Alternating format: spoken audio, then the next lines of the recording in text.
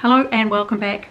If you're new, I'm Deirdre, and today it's Q&A. Now, I've had some questions I asked with them. There have been some others that have been asked, along the way.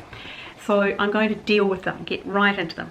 I'm sitting here, it's at night, it's about, well, it's not really night, it's 8:45, so it's evening, and it's a beautiful summer's evening here because it's cool, and for any of you who've been known to complain about the heat, well, 47 Celsius is nasty. This is perfect. There are no bugs. See my garden? It's all good. Life is nice. I can breathe again. It's lovely. So let's just get into it. I'll start with the big one. No, so far I do not have the dog. It looks like Molly's mum might want to keep her. Anyone who doesn't know, a friend of a friend was looking to rehome her golden retriever because she was moving and didn't think she'd be able to manage in an apartment with her. A new apartment, and they're very small here in Victoria. The newer apartments are ridiculously small, and so she said she wanted to rehome her, and she was going to come to me. But I think, and I fully respect this, that it's just too hard, and I can't blame her for that. I mean, I'm the person who couldn't raise guide dogs, even though they do an amazing job, and I'm so grateful that people do it. I couldn't raise a puppy for a couple of years and then give it away. I would be devastated. So I understand if my friend doesn't want to part with her dog, and what it has done, however, is make me realise how much I do need a dog. So if anybody knows, anybody around Melbourne, Victoria, anywhere in the local area, but anyone who knows of a dog that needs a home, then wolfhounds, Irish wolfhounds probably aside, they're a bit big, but yeah, anything down from there, I'll take it. So no, didn't get my dog, cross that one off. Next one, oh yes, now a couple of people asked me this in my healthy fabulous February that I'm doing, and I'll do an update of that at the end of the week. I talked about my super drink, and it's in my bullet journal as well as one of the things that I cross off. And what's in my super drink? Well, it's just what I call it. I use either water, about 300 ml of water, and or coconut milk often, sometimes cow milk, not often, and I add to that, I add a scoop of really good protein powder, no brand specific, there are lots that are around, but do your research, find a good one. So a good protein powder, a good super green, a couple of teaspoons of the super greens that you can get, the powdered ones, they really have a lot of nutrients in it. It's a super easy way of getting nutrients into your body. So I add protein, super greens, I add some matcha, the powder that's good for energy and for feeding your cells so that you can produce energy, and it's all about energy. I add some, what else do I add? I always put in a little bit of turmeric, about a teaspoon of powdered turmeric. I add some gelatin sometimes, and yes, I know vegans can't have that, vegetarians can't have that. I'm not sure what would be a good alternative. People talk about vital proteins, what it is actually is gelatin. And then what else do I add in? Yeah, that's probably that's the main lot. And then sometimes I'll add half a banana because it's good for fibre and for potassium. Anything I'm feeling like I need, I'll add in, and then buzz it and drink it. And it's never the prettiest, but it always tastes quite good. When I do my fabulous February update at the end of the week, I will make one and show you. Okay, so that'll be that one done. Now, people often ask me how big or little my apartment is. It's a condo. If you're in America, it's a condo. Anywhere else, just call it an apartment. It's about 75 to 80 square meters, so it's around 800 to 850 square feet. So it's small. It's quite small, but even so, because it's old, I'm looking around and thinking, what is it that makes it so good? It's got really high ceilings with these open, with lots and lots of windows, as you've seen in my apartment tours and things. And because of that, I think there's a feeling of space. I think the high ceilings, I've used low shelving to delineate between areas, so you still keep that feeling of openness, but you can still separate off areas. I think that helps to give it a feeling of spaciousness. That's quite good. There are a few things that I want to do, and I'll talk about that also down the track. But it's been a busy couple of years. I've been here for a year and 2/3 or something like that. So time flies when you're having fun. Okay, so oh yes, I was going to say, so my apartment is 2 bedrooms, sort of like a TV area. I laugh, I call it the snug. Then this open plan living, dining area, kitchen, and 1 bathroom and a separate laundry. And then it's got an entry walkway and the balcony. And that's like the lung of this apartment, along with the windows just bringing in so much light. That is the part that just, I mean, like tonight I'm sitting here, it's open. I love having that, love having it open, and I think that enlarges the apartment a lot. When I first looked at it, it was closed off. The person who had been here prior to me hadn't used it at all, just as storage. So it's lovely. I really, really like that. Oh, of course, and in the same sort of line, what do I not miss about the old house? Well, what I miss, my neighbours. I have lovely friends out there, and I still see them, and they're good friends. So I miss having my friends literally over the fence one way and over the fence the other, and I mean, I was really lucky. So that is the biggest thing. People always come first, but look, I see them, they're not far away, they're 20 minutes away, and that's really special. Apart from that, my garden. I built it from nothing, and it was beautiful. It was really, really stunning. It's not so bad, but it's nothing now, but it's nothing like it was when I was there. I had a fabulous, fabulous garden. So I miss that, and of course the views. That view, absolutely amazing, and well, look, I had it for 5 years, so that's fine too. What don't I miss? I don't miss looking after it. I loved my garden, but it was huge, and once I was there on my own, it wasn't that my former partner had helped a great deal in it, but it just seemed overwhelming once there was so many other things to do that I was having to look after everything. I was doing all of the maintenance and all of the things that you had to make sure worked on a semi-rural property. Not rural, but kind of rural. Everything was good and bad. The good was that all the water that came off the roof went into storage, something like 86,000 litres of water storage, maybe a bit more, and so it had a flat roof and collected all of this water, and that was what I used in the garden. I didn't use town water in the garden at all. The downside of that was it had a flat roof, and that means you have to get up and you have to clean it, and you have to clean all the gutters, and look, you know, it was just a weekly task, and one of my sons helped a lot. But the bottom line was I was there on my own, and if there's a storm blowing, I was up on that roof making sure that the gutters were clear, that it wasn't going to block and flood. Flat roofs are deadly, not in terms of falling off, but in terms of flooding and down into the house. So I was always doing that. The other side of that, we used town water in the house itself, and then went into a treatment plant, an amazing high-tech water treatment plant.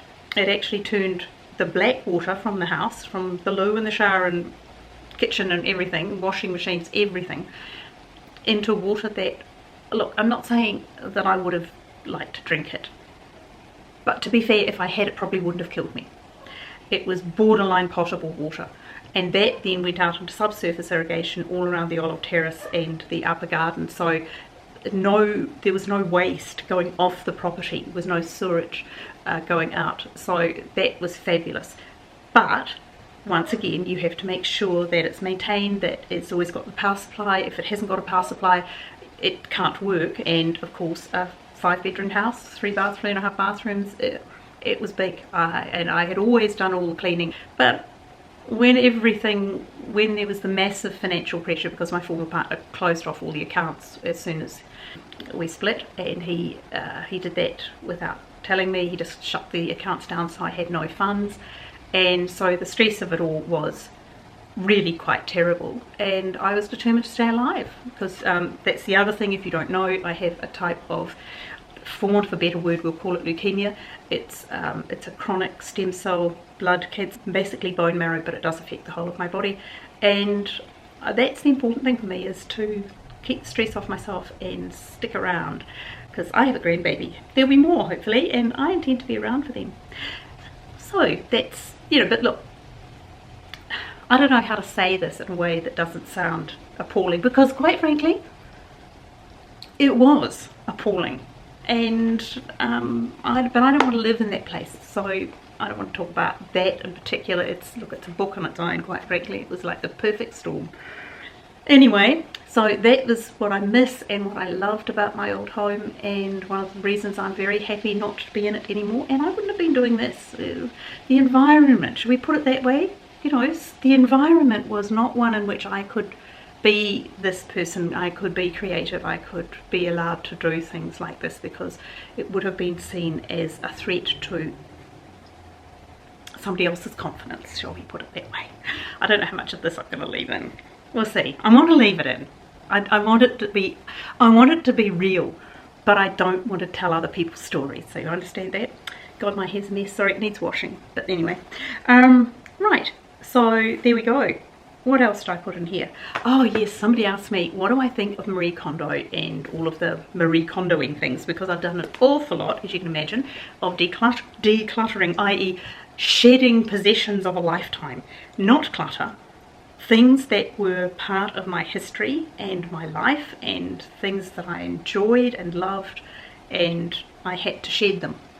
It was simply a matter of they would not fit. I went from a large 5-bedroomed house, not even a normal 5-bedroom house, a huge 5-bedroomed house, with huge living spaces. And if you go back and have a look at the old tours, then you'll see. I went from that with, it had about 5 different living areas outside, and it was beautiful.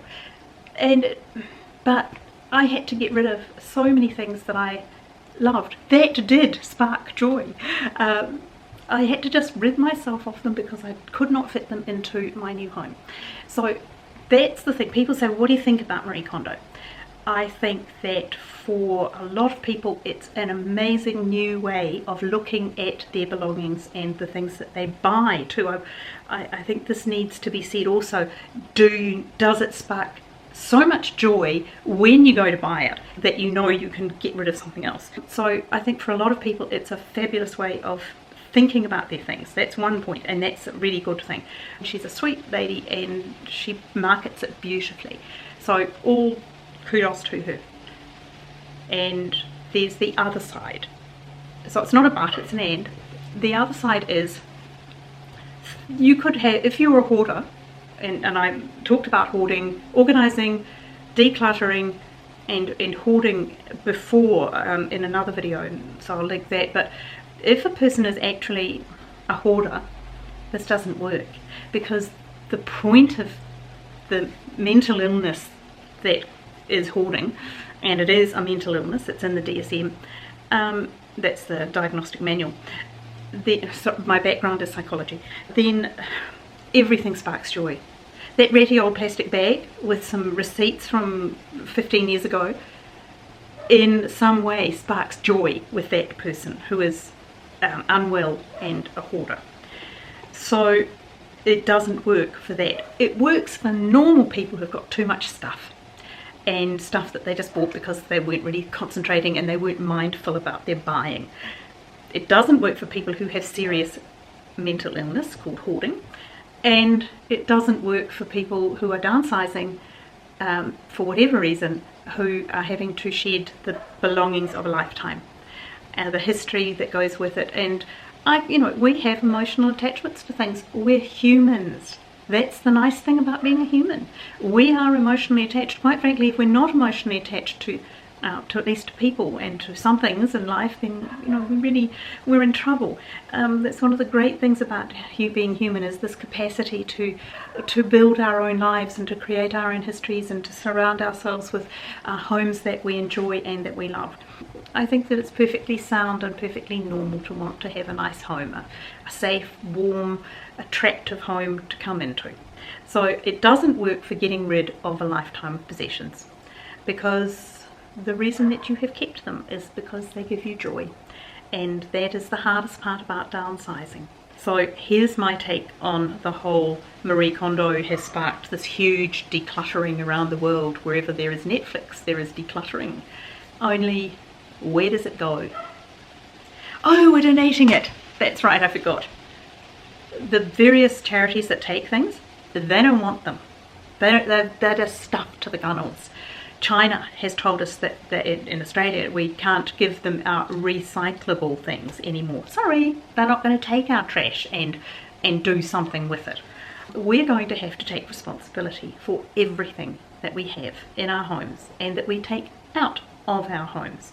Now, of course, in some cases the things that people are decluttering are perfectly useful things and will be used by other people. An awful lot will get trashed.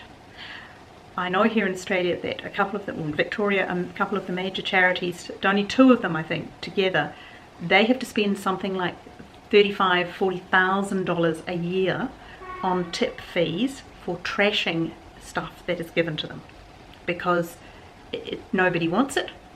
They are used as the garbage dump, the trash bin of the suburbs, and that's not good either. Now, I did donate an enormous number of things, but I know that everything I took was high quality and in good condition. I also gave an awful lot away to friends and family, but apart from that, the things that I did give were in very good condition and were often things that were quite valuable. I just didn't have the energy to go through the eBay moments and sell them. But an awful lot of what is given is not. The jigsaw puzzle's missing a piece, but nobody bothers to do it to find out whether or not that piece is actually missing or not. And the reality is that the minute that piece was missing, that jigsaw puzzle became, recycling, effectively, paper waste recycling. Only, as I said, China doesn't want our paper waste anymore, and I don't know about where you live, unless it's in Scandinavia or Sweden in particular, and Denmark, who seem to have figured this out. And for goodness sake, why can't the rest of us learn from your example and put it into practice? I don't know, but I have started to feel that decluttering and donating is a bit like when you go to the loo and you push the button, flush, all gone, don't have to think about it now. But hang on a minute, it's become somebody else's problem. Literally, down the pipe, it's somebody else's problem, or it's the ocean's problem, or it's a treatment problem. Everything has to go somewhere, and just because it's out of your sight doesn't mean that it's vanished off the planet and you no longer have responsibility for it. So I don't know what the answer is. I'm not sitting here with an answer. I'm throwing out something that I've been thinking about a lot, and for me it's about finding the answer. Things have changed so much in the past 50 years that we need to start winding it back. How do we do this? I'm up for every idea that's out there. So that was my long and ramble about Marie Kondo. Now, the other thing that people always ask is specifically, what do I do? And I do a range of things that come from the skills that I've built up over the years.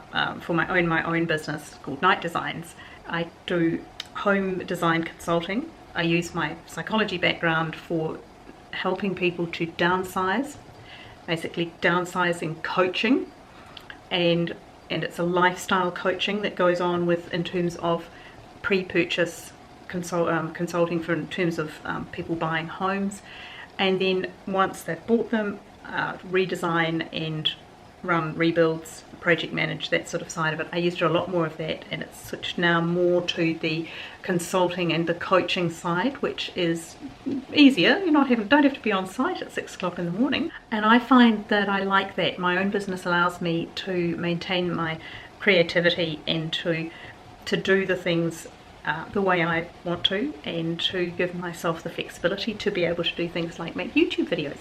Now, the other question, and it sort of relates to that, is where do I see myself in the next 3-5 years? Well, definitely still in Melbourne, and definitely still doing what I do, and doing YouTube, of course, whatever version of YouTube is around in 5 years' time. But the other thing is that I'm working on a couple of courses that will be available to coach people through, rather than just the face-to-face, say, downsizing, to coach people through the process, step by step by step. So that's what I'm currently working on. Another couple of courses in the making as well, but the downsizing one I think is really needed.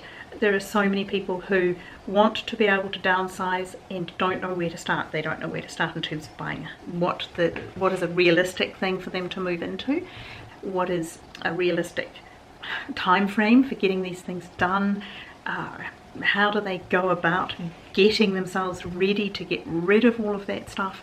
Nobody wants it, and that's extremely difficult. Your kids don't want the china, the kids don't want the silver, they just don't want it. They probably don't even want your furniture, unless you've got some pieces that, you know, they really do like. I mean, I'm sure my son wants to claim back his sofa at some point, but it fitted, it worked in here, so I snaffled it. But yes, when he moves into his next home, then I'm sure he will have a bit more space. He'll probably want it back. Okay, last 2 questions, because this is going to be 2 hours long if I'm not careful. I've been asked if I would talk about skincare, talk about makeup, because I think a lot of the makeup tutorials that are available online, which are fabulous, don't necessarily transfer to older women. I do enjoy good quality products and keeping my skin in good condition, so I'm happy to talk about that. So that is a question, yes I will. Also, where do I see myself travelling to in the future? Because I had a wonderful trip, nearly a year ago now, can't believe it. Anyway, about a year ago I had a wonderful trip to the UK and to Sweden, but I really, of course, was in London and Stockholm. London is like visiting an entire, it's a country, it's a country all on its own, and I was visiting dear friends, so people who are very important to me, so that was just a fabulous time. And then I went to Stockholm, and that was wonderful. I caught up with a very dear old friend and also very dear new friend, so I had a wonderful time doing that, and I love travelling on my own. It doesn't mean that I exclude anything. I would travel with a partner, yes. Do I need to? No, I have a ball on my own. So yeah, where would I like to go?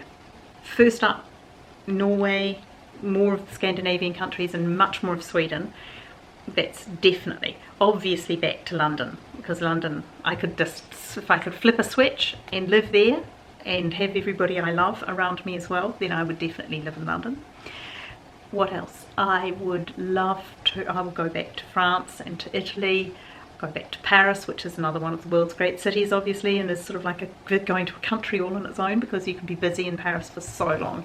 The same as Italy. Yeah, my daughter-in-law was raised in Zambia, and I would love to go there. And the other place I would like to go in Africa is down to the Cape in South Africa, and any of that Cape region around Stellenbosch and that, the gardens of the Cape, and the astonishing landscapes that I only know from, from film and video and things and photographs. I would love to see that in real life. And yeah, mainly the gardens. There are some of the world's most extraordinary gardens in that area of South Africa. And also I'd like to go out and onto the coast, and there's that beautiful, and I can't remember what it's called now, but there's a beautiful trip that you can do up the coast of South Africa, where it faces into the Indian Ocean. Anyway, so that's one of my, would like to do's. Anywhere else I'd like to go? Oh, everywhere. Japan, Russia, St. Petersburg, yeah, name it. I haven't been to Ireland. I'd like to go to Ireland. I'd love to go back to Scotland. And yeah, not too many places I really would enjoy going. Okay, I think I covered most things, some things. Anything I didn't cover, go back, have a look at my first Q&A, I'll link it, and hopefully that'll be there. I'll also link my old house tour, so that you can see that. I might just put it down in the description. Might just put them down in the description, that would be easier. And that way you can have a look and see what I'm talking about in terms of very large to not so large, because some people think this is quite a large downsize. Well, it's not really. Some of that's to do with styling, which is what I do. So yeah, I hope that this has been interesting. Thanks so much for watching, and I hope you'll subscribe and come along. So I hope that whatever you're doing, you're having a lovely day, and I will see you soon. Bye.